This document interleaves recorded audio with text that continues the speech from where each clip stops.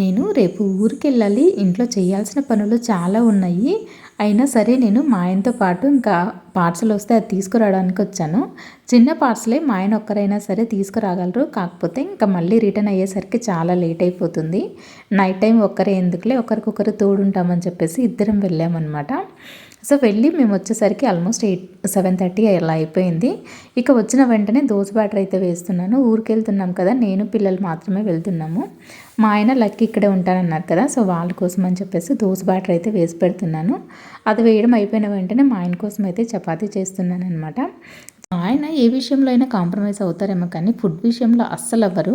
Afternoon చేసిన బిర్యానీ అయితే ఉందండి, అది తినమంటే లేదు నాకు చపాతీనే కావాలి అన్నారు. సో అందుకే చేస్తున్నాను.